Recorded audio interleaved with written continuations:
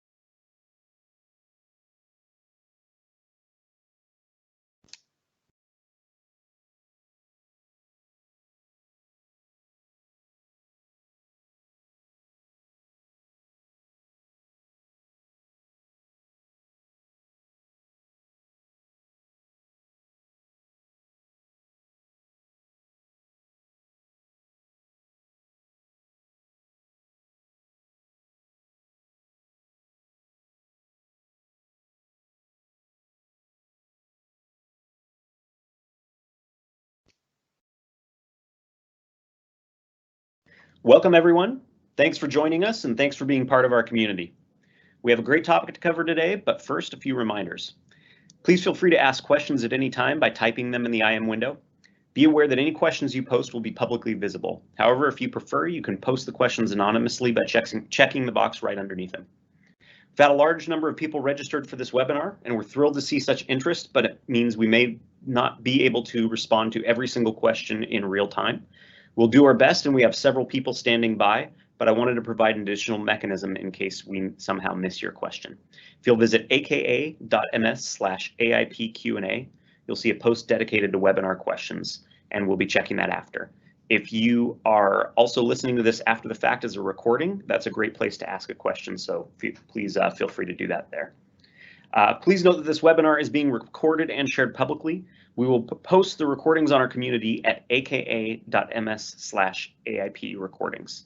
I also want to point out 2 other things to you. One is we would love to hear your feedback on this webinar series. It'll help us determine how many more we should do and any changes we can make to improve. So please visit aka.ms/security webinar feedback. And we also have an Azure Advanced Threat Protection, Azure ATP webinar coming up. So please register for that. You can find that at aka.ms/AATP webinar.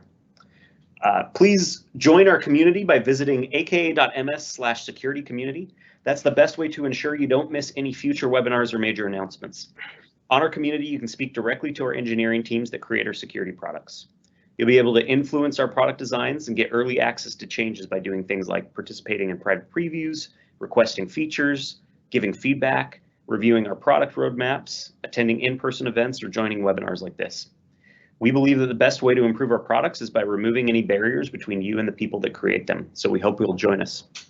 We've got some very useful content for you today. This is part 6 of the 6-part webinar series, so our very last one on Azure Information Protection, or AIP for short. Throughout the series, we have been walking you through all the major aspects of functionality and showing you how to deploy and configure each part. Today's focus will be on leveraging the Microsoft Information Protection SDK. I'd like to introduce you to our presenter and AIP expert. Rafael Dominguez is a senior program manager on our AIP team and part of what we call our Get to Production group. He helps our customers deploy and configure AIP, so he has deep expertise in this topic. With that, I'll hand it over to him. Rafael. Thank you, Ryan, and thank you everyone for joining us today. I hope that this series has been helpful so far, and we hope that you join us on future ones. But let's jump in and what we are here to discuss today. Again, in this final edition of the AIP webinar series, we want to discuss and introduce you to our SDK, in case you're not familiar. This is a quick primer. We're not going to go super deep into everything you can do with the SDK, but hopefully give you some ideas of what's possible and get your juices flowing and go back to your organizations or partners and start building great solutions with this SDK. So we're gonna do a quick review of the SDK, some of the partners that have taken up the SDK and what they've done with it, and also just do some walkthroughs and some examples so that you can see again what's possible. This is going to be focused around our C# wrapper that was released with the MIP SDK and subsequently updated this last April 15th. And if you want to see some C++ goodness, please go and watch Martin's session this past Tuesday, the 16th, in the European session that he conducted, which was pretty great. But again, today we're going to be walking through some of the C# wrapper implementations of the SDK. So as I mentioned, the version 1.2 was just released on April 15th, so I encourage you to go check that out and take a look at the new features and some of the new things that you can do with it. So Microsoft Information Protection, again, is about helping you protect information no matter where it lives. We are doing that by providing you solutions to cover protection, whether the data is on-prem, whether data is in the cloud, or in user endpoints. Today, we're just going to focus on the SDK piece of this big chart that you see here. But if you look at the previous webinar series, we cover a lot of the different pieces that you see on this page. Why don't you start with a quick review on what Microsoft Information Protection provides? Is the ability to help you discover all your data, again, regardless of where it resides, and then help you classify and label the data, and then apply protection where needed so that you can ensure that only the right people have access to it. And through the process, we want to help you also monitor that interaction with your data so that you can see where data resides, how is it being labeled, protected or not protected by different users. And again, we're helping you do that through all your devices. So through integration with other solutions for the Microsoft Information Protection, discovering data that's resident on the device of the end user, as well as within applications, cloud services like Box or Office 365 and others, and as well as on-prem with our AIP scanner. Again, all of those technologies is something that we cover on this webinar series, but we also encourage you to look that up on our documentation site. Again, starting today, this has been a kind of combination of work that we've been doing to integrate the information protection story across Office 365, the devices with Windows Information Protection, again, as well as Azure Information Protection from a label and classification perspective. This is all moving into a centralized management console on the Security and Compliance Center of Office 365. So we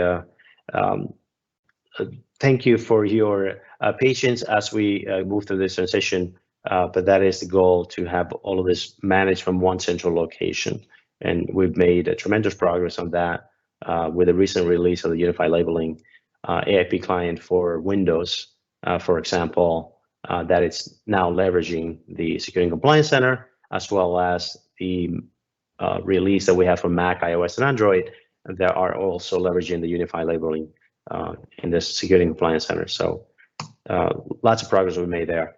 But today we're here to talk about the SDK, so we're going to jump right into that. And so again, the SDK is just fundamental to everything Azure Information Protection or Microsoft Information Protection.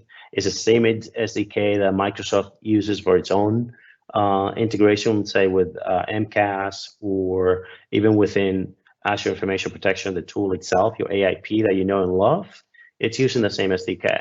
So we provide that SDK to our partners, to our customers, so that they can go out and build solutions and have, again, extended functionality and protection across custom applications that they may make. And our partners obviously have taken that up to extend the functionality of existing solutions to help protect data beyond the Office and application, for example, and file types. And so this SDK is available for Mac OS, Linux, Windows, Android, and iOS. And we made, again, the C# wrapper available as well. That we're also working on other wrappers down the road, and we hope to bring those to you here, hopefully later this year. So again, all of this is available as GA, so go ahead and start playing with it.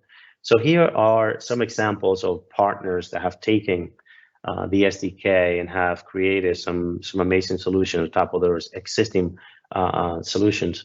So for example, Adobe is one of them that now allows you to apply labels to PDF files on your endpoints natively within the app itself. So again, before you had to kind of go through a process of right-clicking on a file or using a viewer to see the protected content.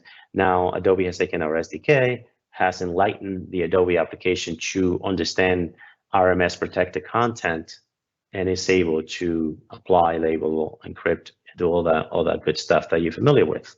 Palo Alto is another solution that has taken the SDK again and has enhanced the capability of their firewall products to give our customers more assurances around data exfiltration and being able to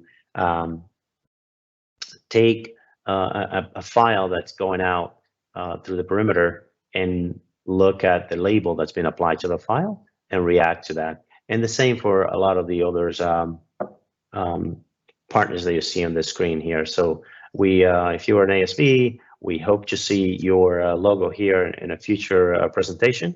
So please reach out and engage with us. Our doors are open and always looking to help you enhance the solution that you deliver to our combined customers. If you're a customer and have AIP today, or are looking at AIP and have this application that it's custom, homegrown, that you build it, you manage the code, and you wish you can now label that natively, the files that come out of that application, this is the opportunity to take up that SDK and build it right into your application so that data is protected and labeled at source, at birth, so that you can have a consistent experience across the enterprise. So let's dive in a little deep into the SDK. And again, we are going to focus today on the file API, which is, again, everything that you need in order to read labels and apply labels to files. So I'm going to walk you through that and the implementation of that in the C# world. Again, some other partners here that have taken that API and implemented it. The policy API, obviously, you need to implement that so you can read the policies that apply to the user. And so that will determine the number of labels that appear for that user. Protection API, again, just being able to take some text and hand it over to the API and receive back some protected content. This is kind of the framework of the SDK. You start with a profile for everything that we do basically requires a profile.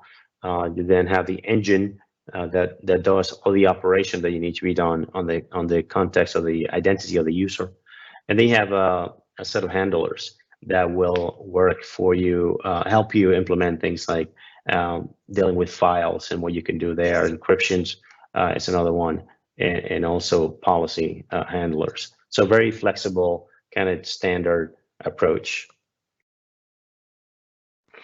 Again, it's a very we have the observer implementation, so that allows you to this plug and play model, so you can bring your own logic into the code and do things, handle authentication, for example, in other part of the process in the code.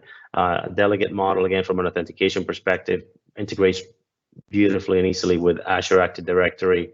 So it's very, very simple to instantiate, just like any other application that you will create that you needed to provide, for example, authentication using Azure AD in this case would be just a very simple thing to do. The protection API, we talked about this, as I mentioned.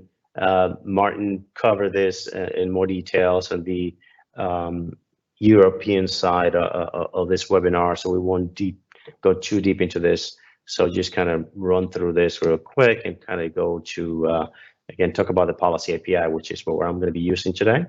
And this is, again, available for all the platforms that we support, and allows you, again, to implement and start applying labels to files as they are created, whether the file already exists or is a file that it's coming in through, say, a memory stream.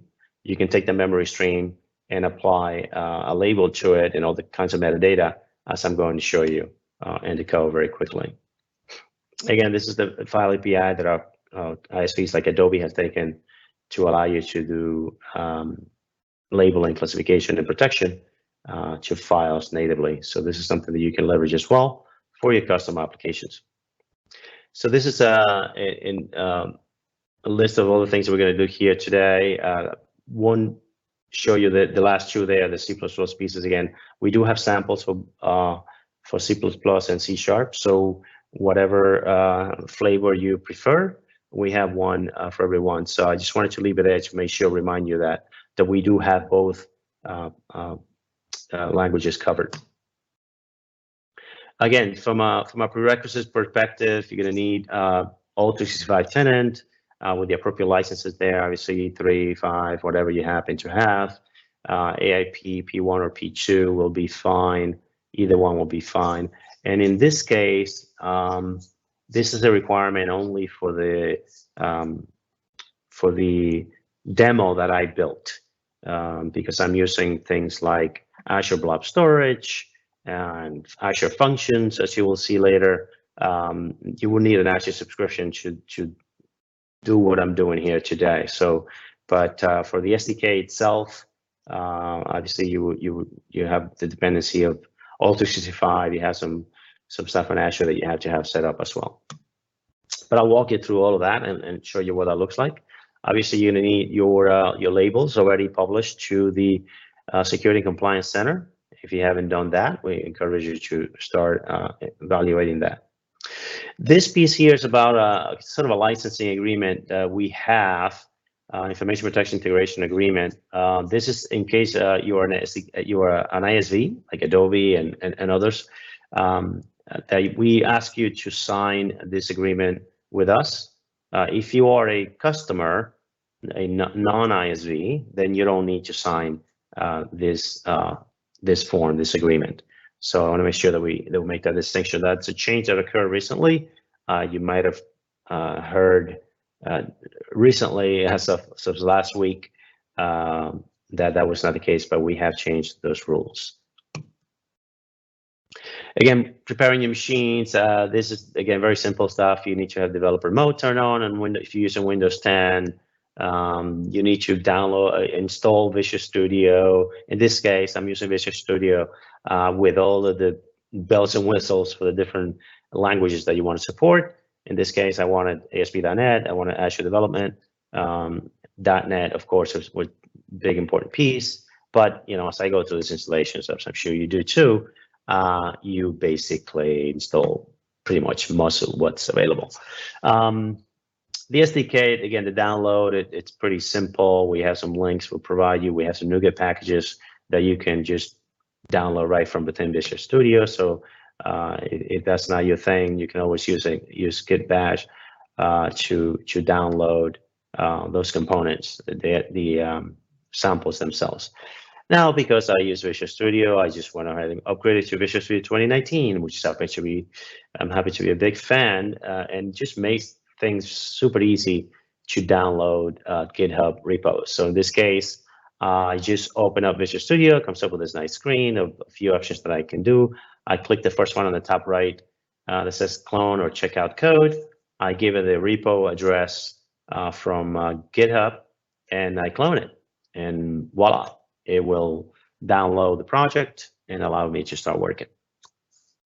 So here's the demo that I plan to cover for you today. I'm going to jump right into some code here, and hoping that the demo gods are friendly and generous today. That will let us go through all these different demos that I have for you. So just a couple of them, but I'll walk you through all the setup that you need to do. I'm going to show you again. Imagine a data grid on a traditional application, web application. It's a table presented to the user. I'm going to download that, apply a label as it comes down, and save it to disk. Save a file to disk on Excel format. Again, that's right on one of the samples applications that our fearless leader Tom Moser from the SDK has put together. So all I did was I just took that and added some flair to it, if you will, in that I'm allowing the user to upload a file to Azure Blob storage. Before it goes up, I'll just apply a label to it and also apply some metadata so that I can also do something with that metadata on as the file sits on the Blob storage. I'm also triggering a flow and also an Azure function out of it, because why not? Since you already have it in Azure Blob storage, there are some trigger events there that are very easy to hook into. So I figure go for the moon here. So we'll see how it goes. So we'll jump into code mode right now. So let's do the following. Before I do that, I'm going to go to my Azure portal here and show you the two applications that I'm using here. So for this particular code, again, it's an ASP.NET application that uses a service principal as an authentication to authenticate and give it access to the RMS service and AIP components that it needs. So for example, here I have this AIP client and this AIP on behalf of application. And if I extend this and look at the required permissions, in this case, I have permission to just Active Directory. And if I go back to my other application, in this case, I look at the required permission for it. Again, it's going to just have permission to that other app that I had, and as well as Active Directory. So those are very simple things. I just get the application ID and all that goodness from there, which I'm going to need on the application itself. So again, once I download the app, I'm going to open it. The first thing I'm going to need to do is come here to the web config file. I'm going to need a few things. So I'm going to start from the bottom. I'm going to need, in this case, to generate a certificate and get that thumbprint from that certificate. And again, we have all of that documented on that sample, so we'll give you the links to that at the end. We want to also get the tenant ID from Azure. What is the domain name that we're using? And also in this case, I'm using the client ID for that application that I show you in Azure AD. And those three components in the top here are for my implementation of this, which is I want to take a file and upload it to Blob storage. And so here I'm just passing the container name, the account name, and also the Blob storage key, which of course I'm going to have to regenerate after this episode. So once you have all of that completed, I'm going to walk you through the code and see what's happening here. If I look at the landing page, again, it's not going to be the prettiest app you ever seen. I'm neither a developer nor a designer, so I want to put that out there to make sure that I don't get judged by my lack of skills here for both. But it's a very simple page. I just did a quick adjustment of some of the stuff that came with it with the SDK. The first sample is down here. It has a table, as you can see, some fake data that we put in there, a button to download, and that's it. The piece that I added was the ability to upload a file from your desktop, and again, it just puts it on Azure. Now, what does that look like in terms of code?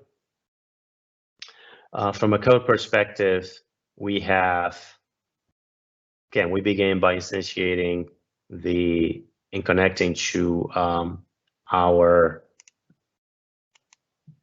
our tenant to get the user's labels. In this case, this is just going to load all the labels from my tenant. And if I go back here, it's just going to populate all those labels into that table that I show you. And from there, then I can, again, here it's calling the populated data grid.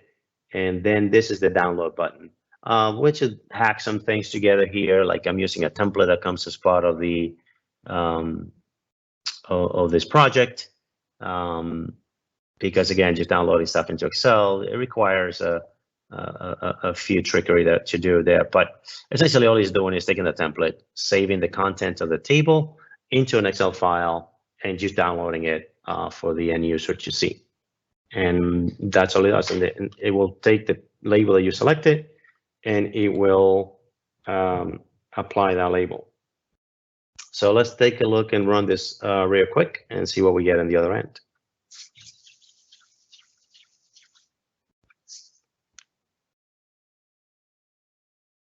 So it's going to go ahead and compile here real quick and show me the application on my local box, IIS Express. It's going to ask me, hopefully here, to authenticate if it doesn't have that cache already. So again, imagine the scenario where you've created an application for a user, where your user is going to go to maybe do queries, and that query returns a bunch of data for them on the user's PC, on the screen, on the browser, and that's essentially what we are simulating here. So here goes. Again, it's not the prettiest of apps you ever see, but it's pretty functional. It does a job for what we're trying to accomplish here. So imagine, again, this is an internal app. I have a user that goes to this site, types a string or whatever, picks something from a drop-down, returns a list of data, a bunch of stuff. Then the user wants to download that data. That's a very common scenario. In this case, what we added was, as I show you, the ability to go grab all the labels that apply to this user. And so in this case, I'm going to select general. Again, you can decide if you can apply a label by default and it's way down, or you can just show the users a drop down a list of labels that they can pick. So up to you. So I'm just going to click on download data here. And what it's doing is taking all this data you see here, puts it in an Excel file, applies the label that I selected to it. And so I'm going to show you what that looks like right now. So here's all the data, just saved it up. And if I don't want to cheat and say this is the label, this is not the label. This is the one that Microsoft provides to me as an employee. I will show you in the property of the file itself what it looks like. So here's the label of the application that I added. It says general. Now, how do I know this is the one that I added? Because I also added some metadata to the label. The SDK allows you to add additional metadata to a label. So we have some, as you can see here, several fields that we add by default, and that includes a label name, properties, action, et cetera, date, and all that stuff. But we also have the ability to add our own custom metadata, right? So in this case, I just hard-coded some department on it, a vendor ID, for example. This could be anything you want, any string text. And I'll go back to the code and show you what that means. I'm going to close this file. If I go back to the code here, if I look at my file API, which is the one that's applying the label, you can see here that I am, again, creating just a simple key value pairs list, and I'm assigning some value. Now, I don't need to tell you that these values can be dynamically assigned from part of the user. You can query Active Directory, you can query SAP, you can query whatever you want as part of this process, because you control the code, right? And you know what makes sense for your application. And you can bring whatever values you want. And as part of applying a label to a file, have the SDK also help you add some custom properties that you can then use and look at those properties through some of the methods, through, say, DLP rule, through Exchange Online, for example, to look at this custom property and prevent the document from leaving the organization, for example, if you're emailing it out. So those are the kinds of things that you can do, and why enriching the label with metadata is so important. And so we hope you take advantage of that. So that was kind of the first part of the example. Again, nothing magical going on here, simply going through the motion of launching the application, authenticating the user, grabbing the list of templates and labels that apply to the user and the policies, and then displaying it in the format that we chose there. It could be any format that you want. You don't have to show it to the user at all. You can pick your own by default. The other thing that's worth mentioning here, again, is that we are saving the file down to the local disk, because that's just a simple implementation. But of course, you can decide to do more fancy stuff with the file. In the second part of this example, what I want to show you is this one. What I want to show you is kind of an extension of that, of the same application. I'm going to take a file from my local PC, and I'm going to, where is it? Right here. I have set up an Azure Blob storage in the backend and on Azure. And again, it's a simple Blob storage that of type Blob, and I take in the, for example, the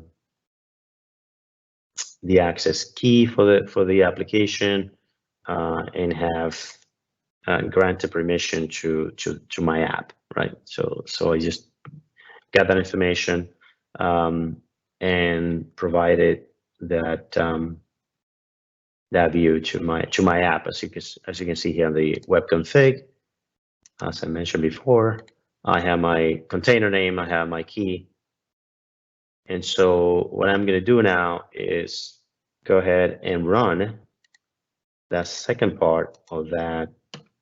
And I'm just going to refresh the page here just because some implementation. So again, I still have my my label selected, general. I'm going to now browse to my local desktop. I'm going to pick this file that I received, that I created, wherever it came from, doesn't matter.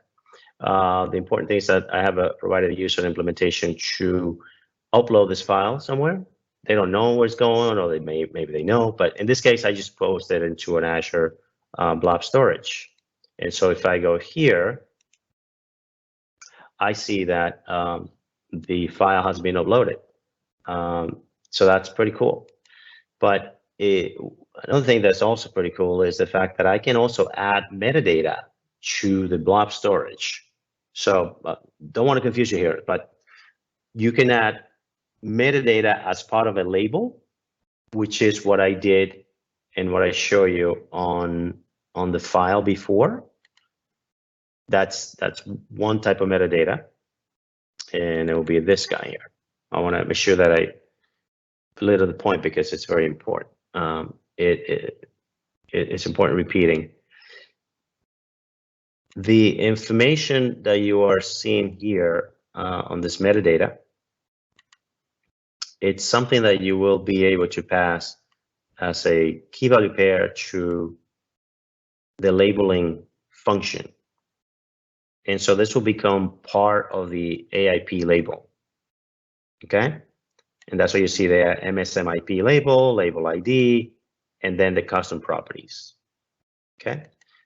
What I'm doing here on adding metadata to the blob is slightly different. I am taking, it's a function, it's a concept that exists, and I can stop this project right now. That is a metadata to blob storage. It's a concept that exists within Azure Blob Storage itself. You can add metadata to a container. You can add metadata to a file when you upload it. And if I go back here, I'll show you what I'm doing as part of that. So I'm getting the blob storage information, and I'm also, again, I'm going through the motion of applying the label here, passing the memory stream based on the file that I uploaded. I'm also doing grabbing the file name, creating a new memory stream here. So this is going to be my output memory stream. So again, the file's coming from disk into a memory stream. I'm selecting the label that the user selected on the form. I could have given it just a label ID directly, and then I'm instantiating the call the scaffold to connect to blob storage. In this case, I am taking the label name and the label ID itself, and I'm adding it to the file as metadata, so that when it lands on Azure Blob Storage, I now have not just a file and some properties, but I also have some interesting metadata about it. So in this case, I chose to use the label information. Even though the file has a label within it, it will be much more difficult for you to get to that. So you have to take the file, open it, break it apart, then find the label and find the metadata you want. In this case, all you have to do is just get the file and look for the metadata. So that makes it much easier for you to find the label. And again, this is just an example of the type of stuff you can do with a blob storage. In this case, because of the theme of AIP and labels, I went ahead and grabbed the AIP label name and ID, and I just add it as some metadata here. So hopefully that's clear. So there are a couple of things that I'm doing in the background that I don't see firing up here just yet, but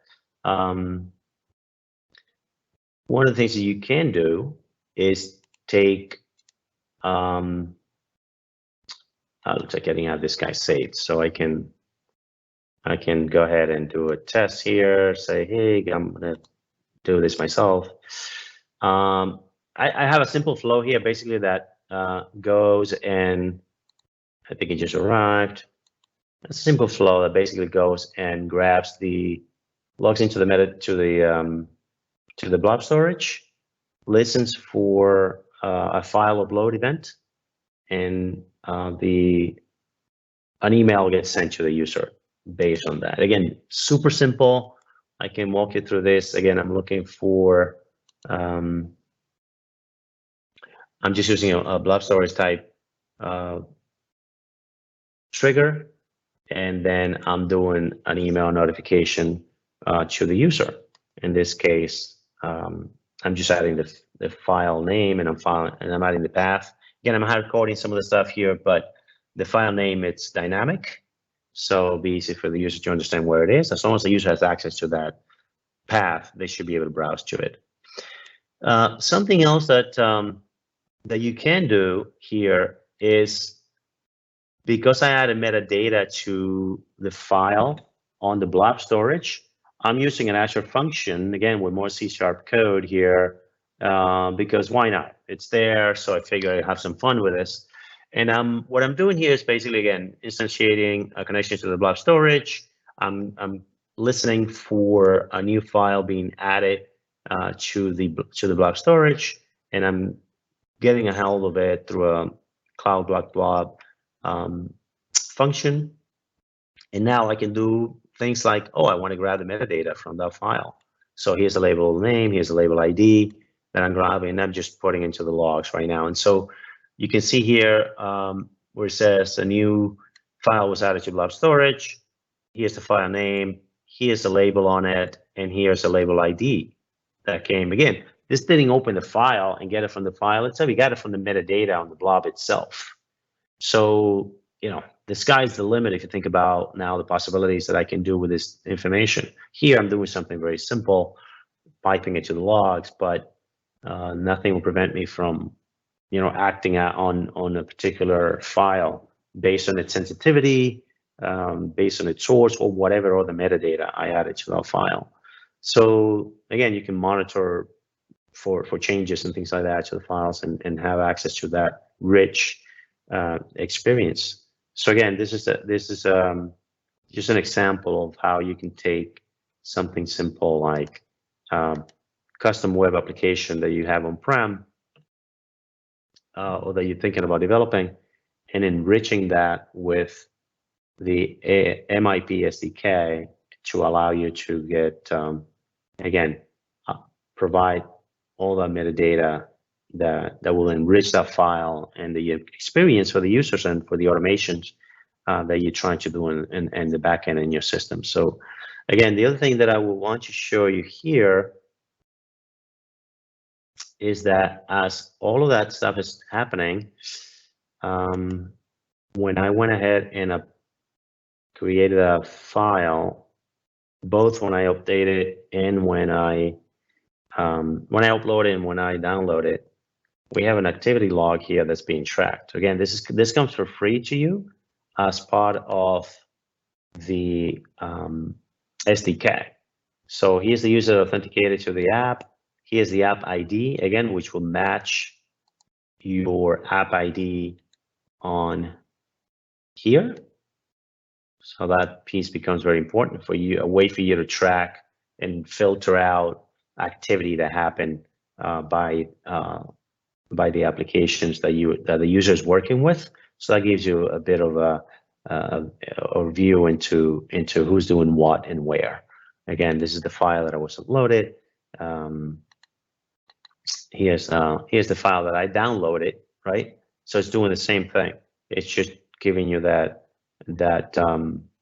visibility into all that activity that the users are doing. Doesn't matter if they're using Word, Excel, or if they're using a custom application that you have, that visibility into the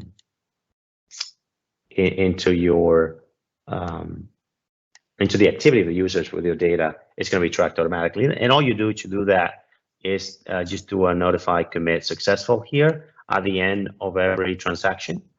And when the user applies a label to the file, simply send notify commit, and you give it the file name. And then after that, the SDK will by default add all this extra properties to it, like who is the user, what's the label, does the label include protection, right? It has all that knowledge built in, so it's sort of freely provided for you. All the stuff is provided for you with just a simple line of code here. So again, we've made it super simple for you to have visibility into the activities of the users, and so there's not a lot of coding that you need to do there. So I'm going to switch back here to my slides, and that's really all I had, Ryan, from a demo perspective and slides perspective. So here are some resources that we encourage you to Go learn more about the SDK, download the samples, follow the samples that I demonstrated today. The piece about uploading data to Azure is not there. I'm going to talk to Tom and see if we are able to publish that. If not, I'll write a blog post or something like that, and you will find it in our community, and Ryan will tell you more about where to find that. Thank you. Great, thank you, Raphael. I want to point out too, we got a good question here that I want to raise in the docs, and keep in mind, folks, this is your chance here to submit any additional questions you have while we're giving this additional info. So now's the time. But someone asked if we have documentation on various use cases, and we published a link there. So check out the docs.microsoft.com link there that walks people through specific use cases. So there's some really great examples there. Are there any limitations on the SDK that we should be aware of, Raphael? Things that maybe we haven't done yet that people should know about? Yeah, and I don't know if Tom joined, but if you did, it would be great if you can help us answer some of those things. The one that come to mind, for example, is support for things like Azure Blob storage directly or a data lake. It's something that we are looking at implementing in future releases. Yeah, I'm here. Oh, hey, there you are. Yeah, sorry. So as far as limitations, I guess it's really hard to answer that question because it depends on the use case. Between C++ and the C# wrapper versions of the SDK, you're going to get more fully featured SDK with the C++ version, and that's just a result of us porting the functionality or wrapping the C++ functionality with the .NET wrapper. For most of the use cases we've talked to our customers about today, the file API that exists in C# is enough, but we've heard that somewhat protection API and some other capabilities that we haven't shipped yet. In the structured data world, that's not something we'll necessarily address directly via the SDK. So we wouldn't in the SDK ever put in something that says, hey, go label this blob store, but we're having some discussions about how we can start to enable some of that stuff in the future via some other platforms and technologies. So largely what you would have to do if you wanted to label data in or label a blob store or label a data lake or information stored in a data lake is connect to their APIs and then use the SDK to apply consistent labeling patterns and things to that information. Right. Outside of that, we're really working towards getting full cross-platform support with all the mobile platforms. We released a protection API for iOS earlier this week on Monday. And so the only thing that we're missing on the mobile platforms today are the file API. So if you wanted to specifically work with file types on mobile platforms, we don't have that yet today. But outside of that, there's full feature parity across Windows, Linux, and Mac. So if anybody has specific asks about limitations, I'd be happy to answer those. Yeah, and in addition to that, this is Kartik. I dialed in too, Rafa. So thanks. And good job, by the way. The other way to look at it is limitations. If anyone's looking for a one-to-one mapping between the old RMS SDK versus the MIP SDK, there's certain things that the RMS SDK optimized on, and that were not necessarily modern enough. The MIP SDK is a truly modern SDK, which supports more recent protocols for communication and this, that, and the other. And it's still, we're in 1.2, as Tom or Rafa might have mentioned early on. We just released 1.2 of the SDK early this week. And the cadence of the SDK, so if there is a limitation as such, if customers that are attending, do make some noise and actually get that up and bubble it up in our priority list, our release cycle is actually happening every quarter. So if it's not in one quarter, it'll be something that will get addressed in a subsequent quarter later on. But that's the cadence that we're following with the SDK, is that we'll continue to be releasing update releases every quarter, and we'll have one major release a year. And that's the paradigm that we're going to be following. Fantastic. One thing I will add that I just remembered is our authentication support for C++ is somewhat lacking. We don't have a public $8 MSL library for C++. So if you're writing C++ integration, you have to go to a third-party OAuth library today for most cases. and we're working with the Azure Active Directory team to figure out their plans for that, but don't have anything that we can share quite yet. And that's actually one big difference is in the RMS SDK, we actually had the authentication libraries bundled in. But because of some of the use cases that we're looking at, and typically the way the optimal implementation of the RMS SDK was that you had a single shared library on the machine and it was only Windows centric. The nature of this SDK being cross-platform, you can now sandbox this SDK because one, it takes a lot less of a footprint than the RMS SDK. And each application can have their own version of the SDK sandboxed in. So if there are multiple apps that need to interact with information protected capabilities, they could be running on different versions of the SDK, but they can still interoperate without breaking integrations as such. Great. Thank you for that background. We've got a question here. What should we be calling this going forward, MIP or AIP? So the name would be MIP, primarily because MIP, the SDK, AIP is the product that leverages the SDK, as do many other products, whether it be Office clients, whether it be other Microsoft products or partner products. At the end of the day, the backend labeling, infrastructure, taxonomy, and everything else is common across Microsoft, which is why it's MIP. AIP is just is a product that leverages the common integration, common backend, which is MIP. So the SDK would remain as an MIP SDK because it enables you to access the participate in the broader MIP ecosystem. When you've got your own, when you're using AIP capabilities as a client on your machine, those are AIP product specific capabilities that are there. So whatever application you end up building with an MIP SDK, could it interoperate or work with AIP? Absolutely. Got it. Thank you for that distinction there. I'm going to post a couple more links here while we're waiting for any additional questions people have. If you're looking for recordings, you can find them here at aka.ms/AIP recordings. As I mentioned earlier, the Q&A overflow can be found here. If you are listening to this as a recording after the fact, that's a great place to ask a question. We would love to get your feedback on how this webinar series has been and what you liked, what we can improve upon. You can give us that feedback at aka.ms/security webinar feedback. And then, of course, we have an upcoming webinar for Azure ATP, and we would love to have you join us for that. It can be found, the registration for that, at aka.ms/AATP webinar. And finally, please be sure, if you haven't already, to join our community. That is where you can find these webinars, all sorts of other things, ways to communicate directly with our product teams for all of our security products. And that can be found at aka.ms/security community. I haven't seen any additional questions come in, so I think it looks like we've answered everyone's queries here, so let's wrap up.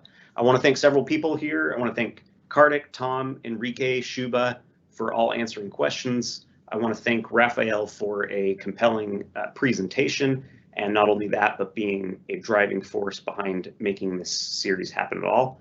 Most of all, I want to thank all of you who joined us. We really appreciate your input and feedback and love to hear what you like about the products, what we can improve upon, what we should prioritize as far as changes. That's really critical to us making these products as good as we can for you. So please stay engaged with us there. Thank you all very much, and we hope to see you on future webinars.